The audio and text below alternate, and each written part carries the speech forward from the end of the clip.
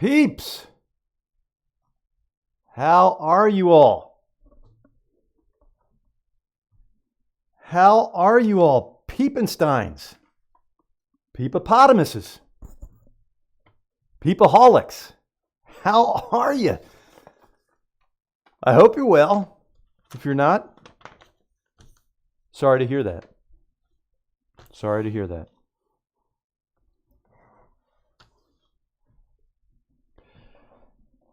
So this is a correction video. I don't want to make this long and drawn out, okay? Because this is the third video related to,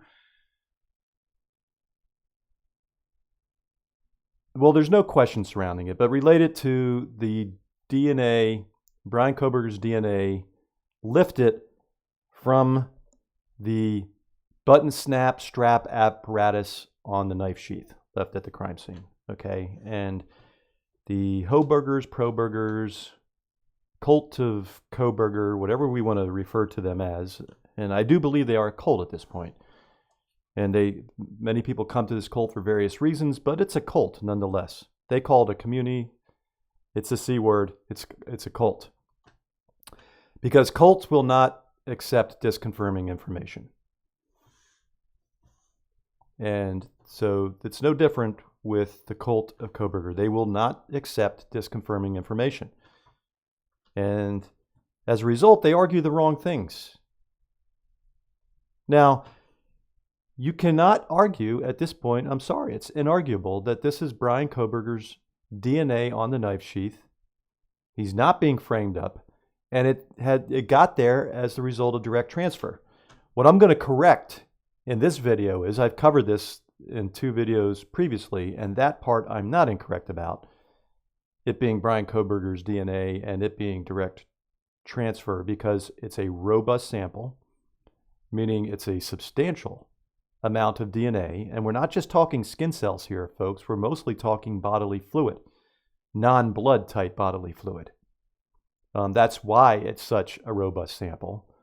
So it's somatic cells, it's not just skin cells, right? It's bodily fluid cells as well, or mostly. And that is probably also what enabled it to survive so long on the at least brass part, the inner part of the button snap, which I covered in a previous video. I think I will pull that out of that video and just have a standalone video for that of maybe 3 minutes or 4 minutes, so people can look at it and it can sink into their thick skulls as to why that might be, because that was always a question for, well, when we were all together one time, Chloe Penny and myself, about the brass and how could this DNA have survived so long on the brass. And in that video, one of my previous videos about this, I covered that, and the person's theory about that is spot on. It fits perfectly, as a matter of fact. So that's how it could have survived so long on the brass portion of the button snap. So anyway, I'm going to correct myself in this video, though, because I said the skin cells, I said skin cells, but I really meant the cells. Donald Trump. Brian Kohberger. Okay, Brian Kohberger's cells were on the knife sheath. They could have been skin cells too, but cells are more than just skin cells. So I was saying that it could have been upwards of 100,000 based on what I had read at Reddit by a microbiologist. And even possibly even 200,000. Well, as it turns out, that is not correct. That is not correct. Now, it doesn't still mean everything else is true, because it is. We'll see. And this is why I've entitled this Units and Measurements, because understanding units and measurements is extremely important. And even this microbiologist didn't do their homework enough to understand the quantity of the solution, or as they say, the elution, the quantity in microliters. So they assumed 1,000, as we'll see shortly, and they assumed incorrectly. That all they had to do was go a step further and look at the document, the data dump document from the Idaho State Police that they put out there, as we will look at, and the solution that the DNA was in from the knife sheath was not 1,000 microliters. And that's just ridiculous. 1,000 microliters is ridiculous. For forensic DNA testing, 1,000 microliters is rarely, if ever, used. It's a much smaller microliter. You want your DNA to be more concentrated. So, but before we proceed to that, I want you all to know that I have posts out there and I'm doing quizzes again, all right? So you need to be taking the quizzes. I'm going to put more quizzes out there if people start participating in the quizzes. So this is a quiz that's sitting out there and nobody has participated in it, but it says, here's the question. Skin cells are great conveyors of DNA. False, true, what's a skin cell? And then finally, Dago should be sterilized. And so we'll just go through this one because I already have it checked off here. But here's the explanation. That is the correct choice. Dago should be sterilized. Why? Well, because the world is already overpopulated as it is. So any genes that get passed on should be optimal and not regressive, right? So bring back eugenics. Let's release eugenics from that stigma, that negative stigma that it has, and let's bring it back if we want to save the planet. Oh, and as to skin cells, they are terrible conveyors of DNA, and this is another reason the DNA on the sheath was direct transfer. It was more BK's bodily fluids, non-blood of course, than it was skin cells in order to produce such a quality, robust sample for multiple testing. Okay. Pursuant to that, let's take a look. This is me correcting myself, albeit I was taking the microbiologists' word for it over at Reddit, and they got the solution amount wrong, but not anything else. Nothing else was wrong. So, but you got to correct the record. I said 100,000 skin cells, 200,000 skin cells, or cells, Brian Koberger cells, and that's just simply not true. And we'll see what the actual amount was. But it's still robust nonetheless. Still very much robust nonetheless. So here we go. This is a good friend here, the microbiologist Repulsive Dot. I'm only kidding, I don't know who this person is, but good stuff nonetheless. So this was 6 months ago. So Repulsive Dot says, my Saturday morning coffee was much brightened by seeing that some BK fanfiction groupies are unable to do mathematics at the level of a 12-year-old and don't understand multiplication. And this is not difficult, folks, but it is difficult if you're clouding your mind with misinformation and disinformation and you belong to a cult, and the cult is going to spank you big time and banish you from the cult if you were to follow this line of reasoning and push this line of reasoning. So Repulsive Dot says the concentration of the sheath snap DNA extraction solution was 0.168 nanograms per UL. And per UL means per microliter. UL is microliter. Or as this person says, that is 0.168 nanograms per microliter. 1 microliter is about the volume of a medium-sized grain of salt.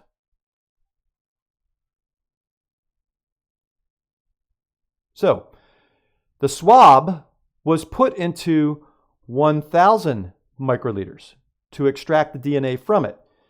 You could not put a swab into 1 microliter, the volume of a grain of salt. Okay. As we're going to find out, this 1,000 microliters is wrong. As most 12-year-olds would know, concentration and quantity are not the same. If you have 1 teaspoon of sugar per liter, then in 1,000 liters, you have 1,000 teaspoons of sugar. To calculate a quantity of DNA, you must multiply the amount per microliter by the number of microliters. That makes sense, right?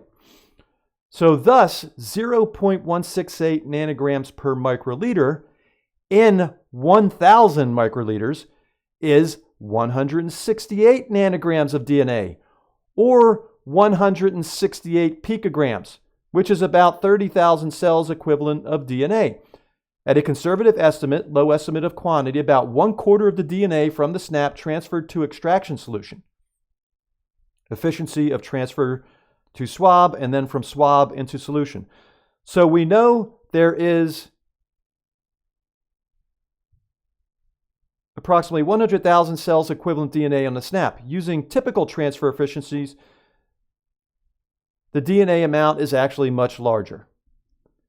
Oddly, the same people who can't do multiplication and don't understand concentrations claim the sheath SNAP DNA is too small a quantity to be reliable, but then claim DNA quantities 500 to 3,000 times smaller, trace mail on sheath or ground floor handrail DNA are significant. And that's a great point about, that is an excellent point about the hypocrisy of that and the double standard, right?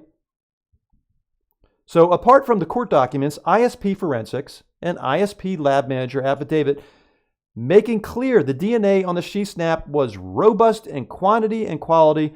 Two independent experts also confirmed this, the defense's own DNA expert and the CEO of Othram, Dr. Middleman.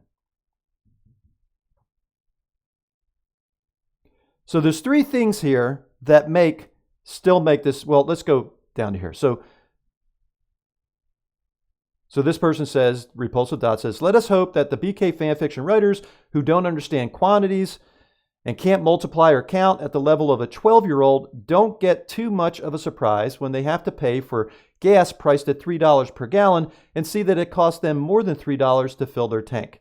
On the upside, that's a great analogy as a matter of fact. On the upside, pro-burger DNA biochemistry of doubling of DNA profiles and inability to do very basic math does continue to provide some hilarious comedy.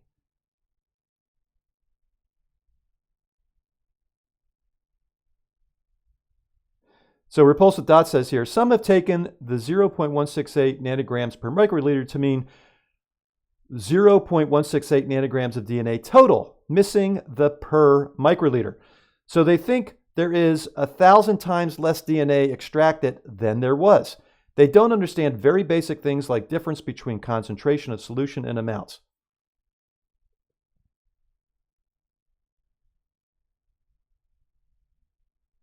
So this person said, while I absolutely do not believe it, does anyone have any idea? And this speaks to Yvonne Poole, who, by the way, believes that that Americans never landed on the moon, that there was no moon landing, it was a fake, it was a hoax.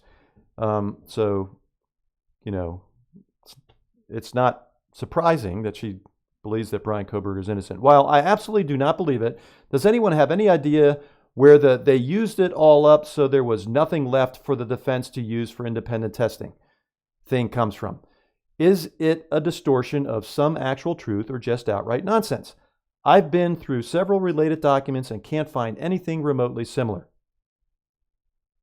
Just curious because I've had a little success with some of the newer, less rabid Redditors when I can show them a pre-manipulated fact they clearly got twisted. There are definitely some that are completely impervious to facts though.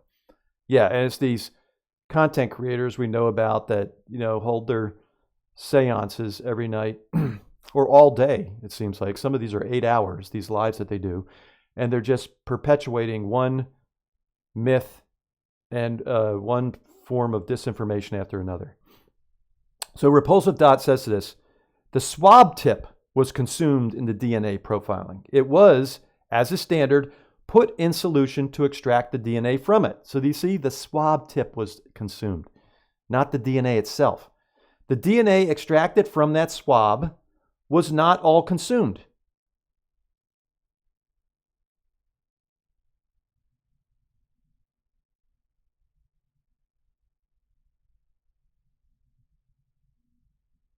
So this person says, the DNA extracted from that swab was not all consumed. 10 microliters to 25 microliters aliquots from the 1,000 aliquot solution were used for profiling, and some was sent to Othram. The rest of the DNA extract was frozen and available.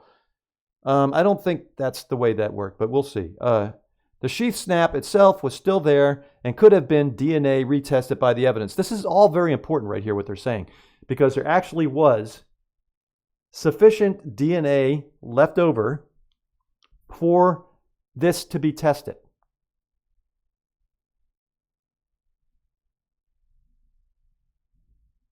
And they didn't test it. The defense, get that, they didn't test it. They just accepted it. They didn't refute it. They didn't even get some to test it.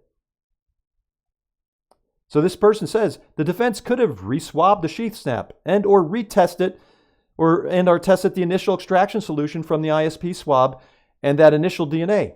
They did neither, presumably because their DNA forensic expert examined the profile data, lab records, methods, controls, and the random match probability, 5.37 octillion to 1 match to Kohberger, and concluded the sheath snap DNA was strong, exactly as they wrote in their expert opinion.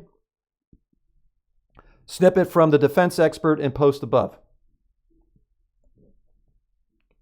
The fact that the sheath snap DNA was used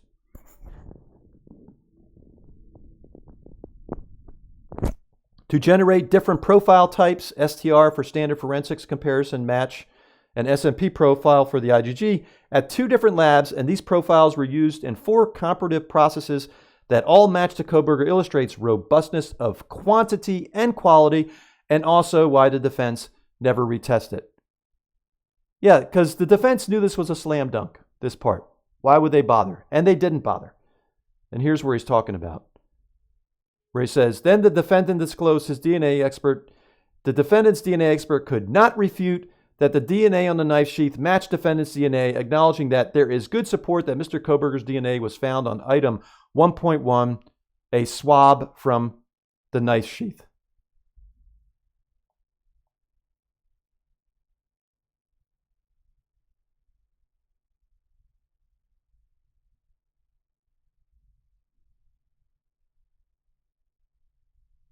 So this person, this is where this comes in, and this is important, all right? They said, I just want to add, they wouldn't have alluded into 1,000 microliters volume. They would have most likely done either 50 microliters or 100 microliters, depending on the extraction kit and their validated technique. Spot on. Spot on. They're right about that. And then this person said, Mad over 2914, it was 50 microliters as per DNA quantification worksheet, and I will show that in a second. They're right. So it wasn't 1,000 microliters. So since it wasn't 1,000 microliters, that takes out of the equation 100,000 cells or even 200,000 cells. It's more like cells between, approximately 5,000 to 10,000 max, but probably closer to the 5,000 cells. Okay, that's still a shit ton of cells, and it's still many times more than 20 cells.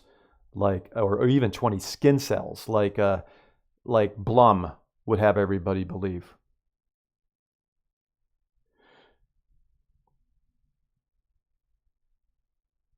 And there's a person here that, we get to okay, so Mad over 2914 corrects repulsive dot here and says, some additional context to Dot's calculations to put things into perspective.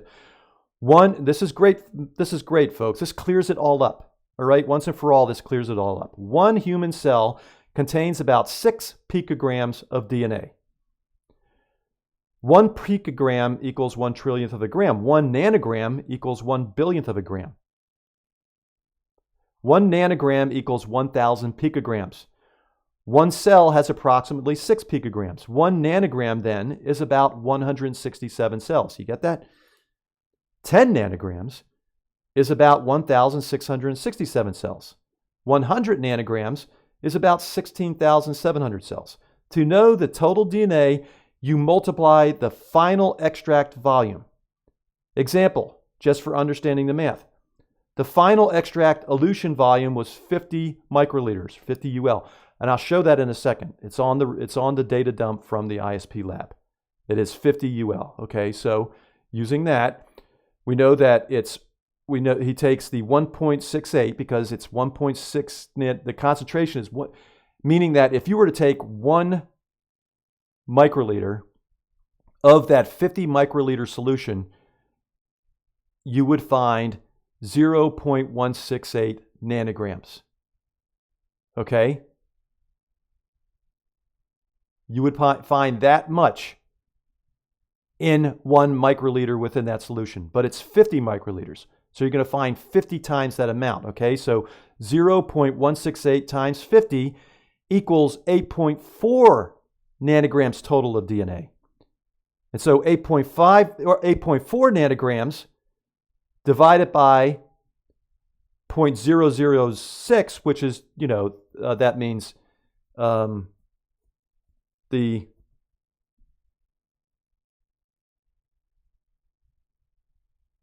number of picograms in a skin cell, you're going to get 0.66 nanograms per cell. You're going to get approximately 1,400 cells worth of DNA. Do you get that? It makes total sense. And then they say, and that's what was recovered after lab processing. Swabbing, as we've learned, there's 2 points of transfer here from the sheath to the solution. Okay, so there's the transfer from the sheath to the swab, and you lose DNA in that process. Okay, and that can be substantial.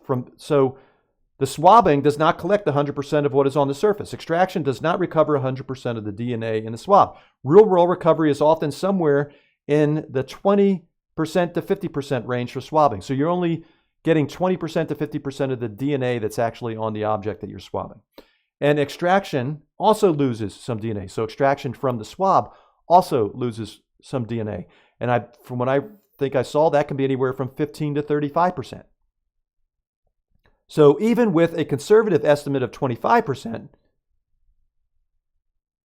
swabbing plus extraction efficiency, so they're just saying, let's say through the swabbing process plus the extraction into the solution, you only get 25% of the DNA that was actually on the surface.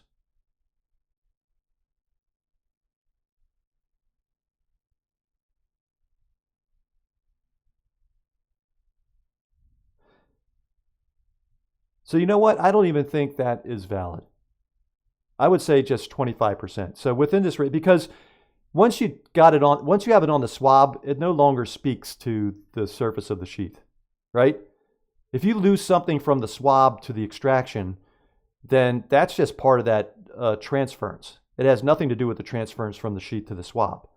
So you can't use that in efficiency, in my opinion. Oh, wait, yes, you can. I'm sorry, because you're working backwards.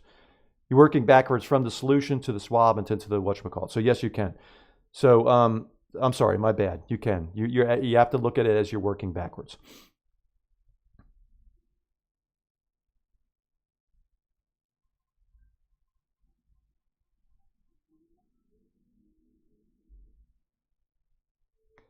So I would say that's very conservative, just 25%, and we'll see that in a second.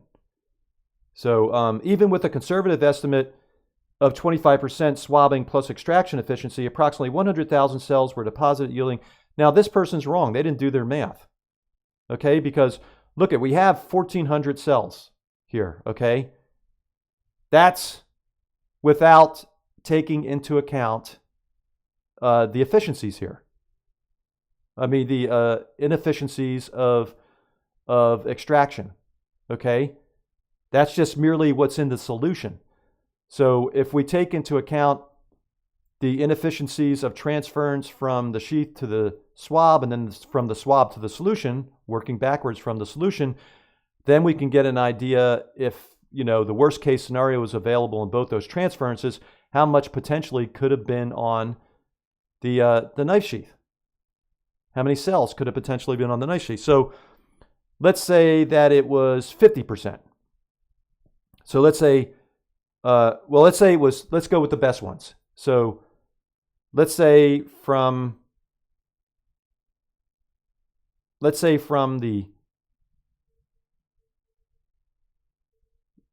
solution, from the swab to the solution, you realize the best case, which is that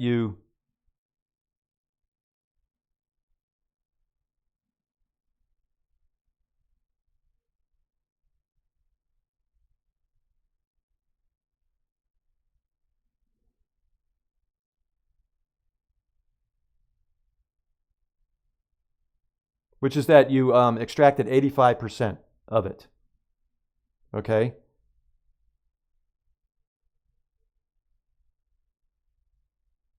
So that means that you would take 1,400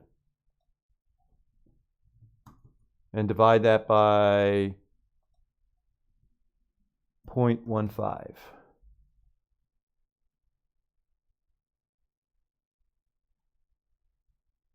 No, my bad. That's not right. By 0.85, sorry. Divided by 0.85.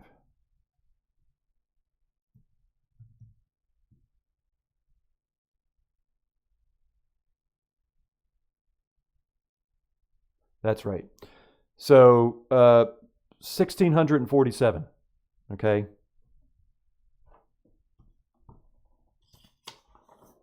So let's just say 1,650. So 1,650, and then let's say, what do we say are, so 1,650. Now we're going to go from the swab to the sheath, and that inefficiency, which we learned here was 20 to 50%. Let's just go 50%. So we're doing the best case here. You're getting the most. So then we would do 1,650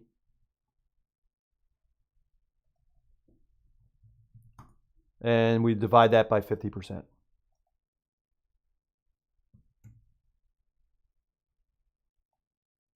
And we get 3,300. Okay, so if transference was the best case from the sheath to the swab, which would have been, we got 50%, and then from the swab to the solution, we got 85% of it. That would equate to 3,300 cells on the sheath. Okay, that's best case. Now let's take worst case. That transference was the worst from an efficiency perspective. Okay, well then we'd be working with 20% from the sheath to the swab, and we would be working with 35% from the swab to the solution. Okay, so let's do that.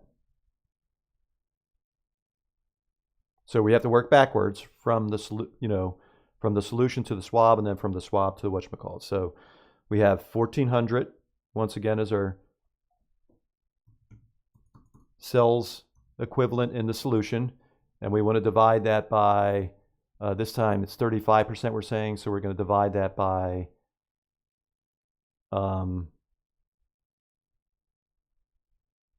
we're going to divide it by 0.35.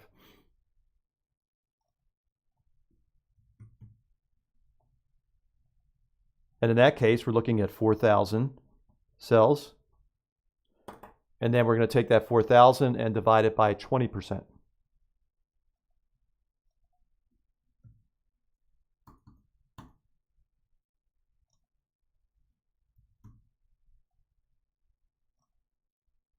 Oh, look at that. And that's 20,000. So that's more than I thought it would be. So we're looking at anywhere from, on the knife sheath, Brian Kohberger cells, anywhere from 3,300 cells to 20,000 cells, okay? In that range, not 100,000 to 200,000. In the range of 3,300 to 20,000, depending on the transference efficiencies.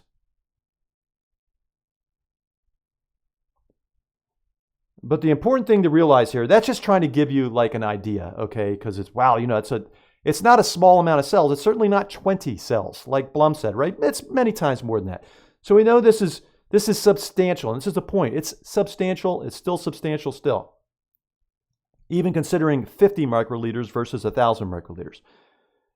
But what's important here, most of all, in my opinion, is the 8.4 nanograms. So when you look up what is 8.4 nanograms a good forensic DNA sample? And it turns out it is.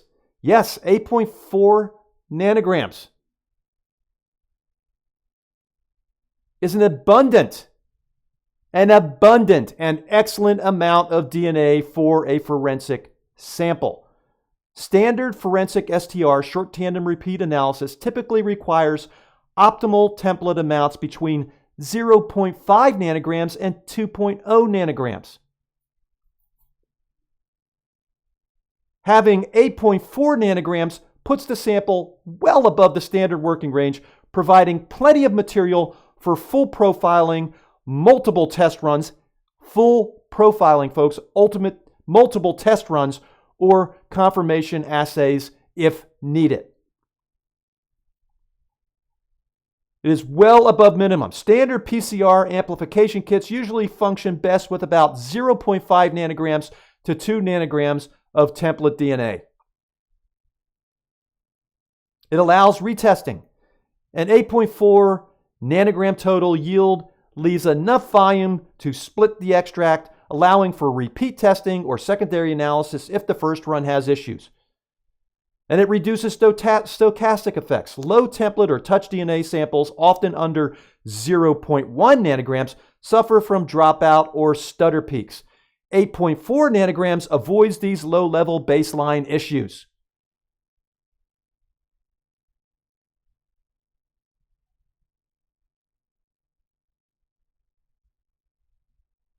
So there you go.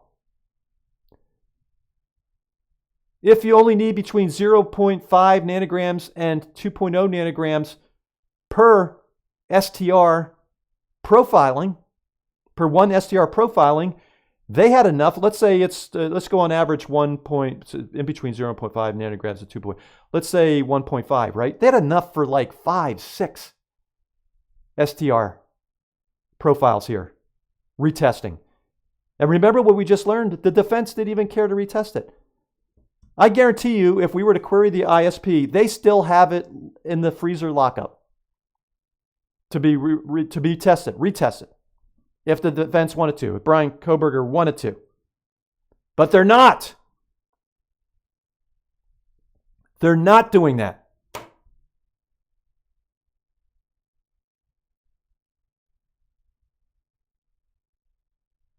If this was indirect transfer, folks, this amount would be much less.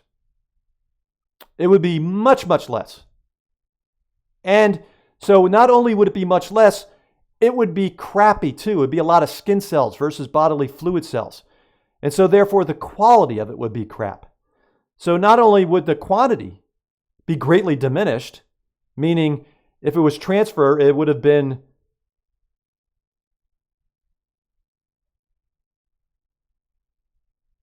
you know, 0.1 nanograms or under, most likely.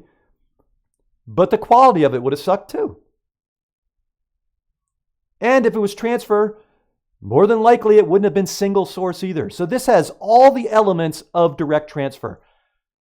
Therefore, it is direct transfer.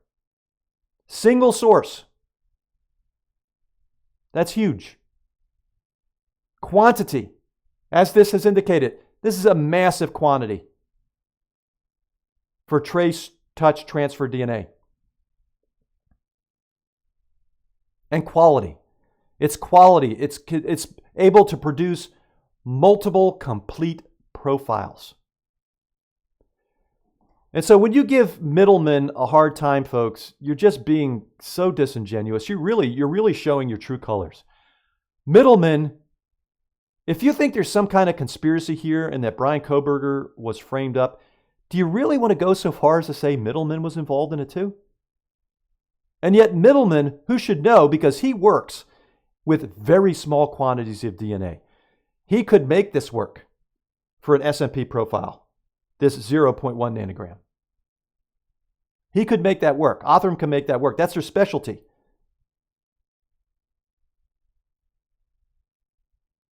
But he didn't have to in this case. And he's not covering up a frame up with the Idaho State Police and the FBI and the feds. Come on, folks, get real. That is ridiculous. So here is Middleman. Bryan Kohberger left behind far more DNA than previously known, investigators reveal.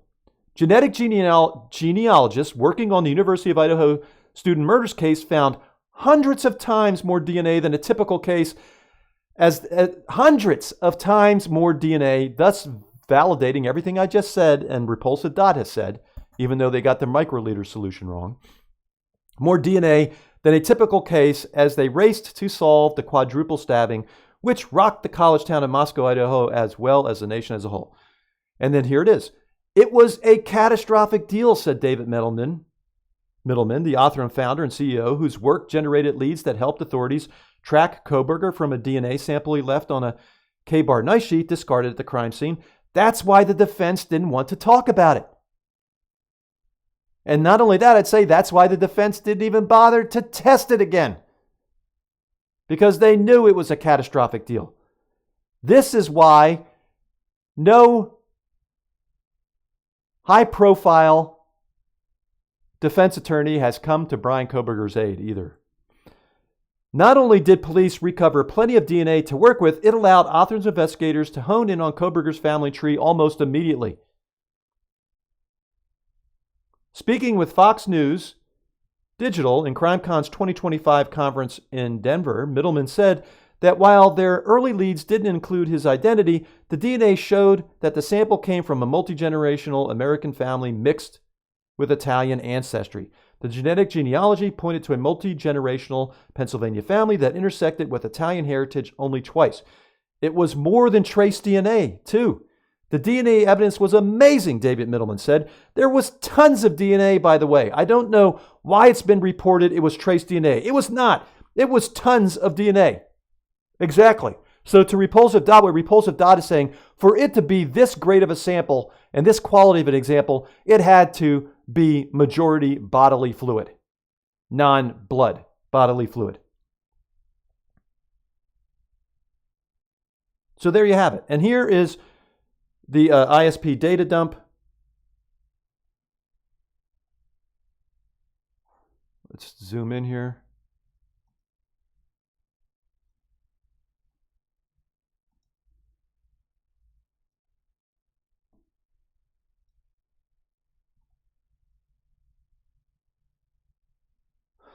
See, this is the from the knife sheath, M2022-4843Q1.1.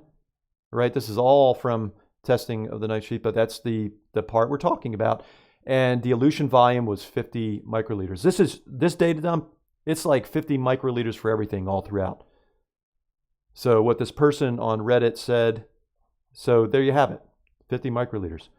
And I would like to give a special thanks to Viviana for this. She helped point me to this. So once again, thank you, Viviana. You've been great. Like I said before, you are one tough chick, refuting all this nonsense day in and day out. If you're not getting paid for it, you should be paid for your work, because it is work. I don't know how you do it, truthfully. Anyway, there you have it, just like they said at Reddit.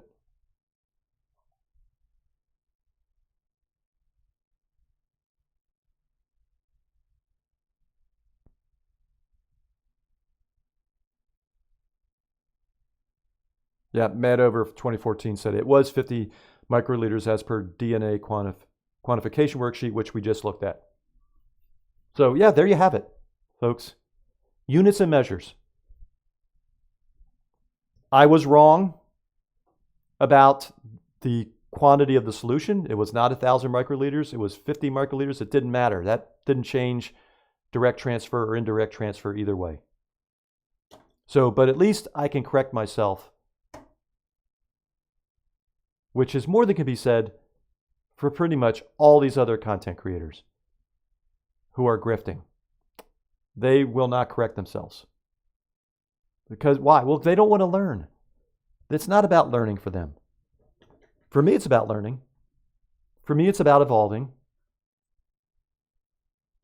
And that is because I truly do want the truth. And I want the truth about this narrative. I'm not accepting the state's narrative fully right now. This is not exonerating Brian Kohberger at all. I want to know the real narrative. I want to know, like, exactly how did you get to Moscow? I want to know what you did with the K-bar knife and the sharpener. I want to know where you disposed of them. I want to know, well, I want Cy to show us the GPS coordinates of his exact route home. And Cy says those GPS coordinates were also available on the night after that, where he did the same thing, retraced the same route home. I want to see that, Cy. Show us. Show us that. I mean, you're coming out and speaking to this case now. I'm guessing you don't care about the confidentiality agreement any longer as well. And I'm not saying I don't believe you at this point. I don't think you say that. I think that's a crazy lie at this point to say that. So what I want to know is, Cy, if you won't give us that GPS data, at least tell us why AT&T has that. AT&T has that GPS data. Does AT&T keep GPS data on the phone, even though that GPS data is being logged by a third-party app? Is AT&T also recording it as well? Let us know if that's the case. Was that GPS data available to AT&T because of the app that Bryan Kohberger downloaded to his phone shortly before traveling to Moscow, the app related to the police scanner? A couple hours before that, several hours before that, he downloaded that app. Was that what the GPS data was related to? So that was a third-party app, and if that's the case, then why would AT&T also have that GPS data? And I'll show people that in another video where Cy specifically says that the GPS data was per AT&T, not a third-party app. He also mentions GPS data per third-party apps, but he says that, and this is another video with Brian Enton, he says that the law enforcement never even tried to procure that data. I would say it's probably not available now 4 years later. You could give it a try, but maybe it's probably not. But who knows? It'd be worth a try. That's how he's saying he thinks if he could get that data, he could show that Bryan Kohberger was actually in the house because of that GPS data in the times preceding the massacre. But this is not that, what he's talking about. He's talking about he has the GPS data charting Bryan Kohberger's, from AT&T, charting Bryan Kohberger's route home to the meter every step of the way, where he made a left, where he made a right. And he indicates that that GPS data shows that he was in or near Blaine, Idaho on 95 South at 4:48 a.m. when he powered his phone back on. So I'm not disputing him, but I want it to be verified. I want him to verify it. Let us verify it and vet it. If you have the records, show them. Or show us a peek of them. Anyway, that's it. Units and measures, got to correct yourself, right, folks? You have to correct yourself. You're interested in truth. You have to evolve. You have to assimilate those new facts, and you have to draw different conclusions from the new facts, if indeed new conclusions need to be drawn from the new facts. And that's no new conclusion is drawn from this restatement of the facts because it didn't change, ultimately didn't change the conclusion. Sometimes it does, sometimes it doesn't. It didn't in this case. But you have to state the record straight in regards to the facts, and that's what I've done. So, until next video, take care, everybody. Bye.